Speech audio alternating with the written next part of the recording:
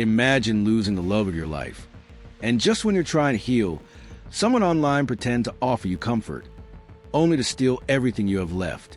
This is the heartbreaking case of Margaret Lewis, a retired nurse from Ohio, who thought she'd found a second chance at love until she learned a man she trusted never even existed. Before we go further, comment below where you're watching from and subscribe to Bite Crimes. Your support helps us keep sharing these chilling, educational stories that protect real people from online predators. Now sit back. Let's begin the story in full. Margaret Lewis was 61 years old in 2021, a retired nurse from Dayton, Ohio. She'd spent nearly 4 decades caring for others, but after losing her husband to cancer in 2019, she found herself lonely in the quiet of her small home. Seeking connection, she joined a Facebook group for widows, an online space meant for support and shared grief. Margaret never imagined that the group, a place she entered in search of comfort, would become the starting point of her greatest heartbreak. In the comment threads of a late-night post about loneliness, a man named Thomas Miller replied kindly. His profile showed a ruggedly handsome middle-aged engineer who claimed to be working overseas on a contract in Turkey. He posted photos of himself with his teenage son and elderly mother. The pictures look wholesome and warm, just what Margaret's grieving heart wanted to believe. Thomas messaged Margaret privately. He called her Maggie after a few days, and his messages were patient, understanding, never rushing intimacy.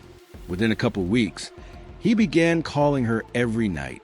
Margaret would later tell investigators, "It felt like someone turned a light back on in my life. I didn't feel invisible anymore." The late-night calls became a ritual. He asked about her late husband, listened as she talked about her years as a nurse. Over video calls, his camera was often broken, but he claimed poor overseas internet. Margaret accepted his excuses, convinced by the photos and his soft voice. What would you do in Margaret's place? Would you have trusted Thomas too? Let us know your thoughts in the comments below.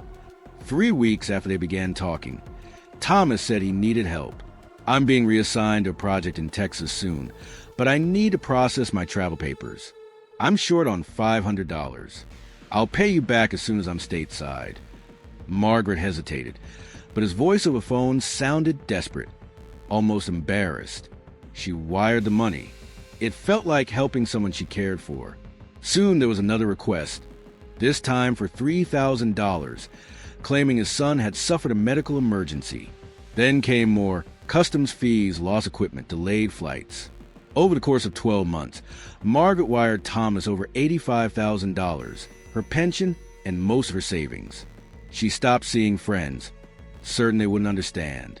She believed Thomas was on his way home to marry her once his work ended. Margaret's 32-year-old daughter, Olivia, came to visit over Thanksgiving in 2022. While helping her mother with online banking, Olivia noticed frequent large wire transfers.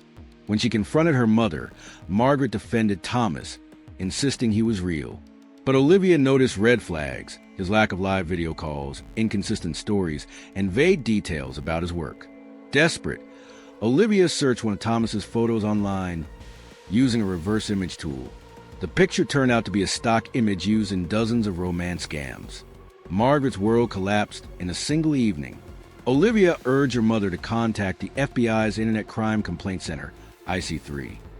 Investigators traced the email addresses and payment accounts. The Thomas Miller identity was a fabrication. The real perpetrators were part of a Nigerian-based cybercrime ring operating out of Lagos and Accra, using a network of money mules in the United States to collect victims' funds. An agent involved in the case later said, "These groups are highly organized. They run scripts for grooming victims, use stolen photos, and target widows and divorcees because they know grief makes people vulnerable." Margaret wasn't alone. The investigation revealed at least 300 victims across the United States, many widows and retirees. Church groups in Ohio held seminars warning seniors about online romance scams. Local media covered Margaret's story, though she asked for anonymity at first, later agreeing to speak publicly to warn others. Margaret described the betrayal as worse than the financial loss. "I thought I was finding someone who understood my pain. Instead, I was just a name on their list." Olivia struggled with guilt, wondering if she could have intervened sooner. For investigators, it was a race against time. These cases often cross borders, and scammers vanish quickly once accounts are flagged.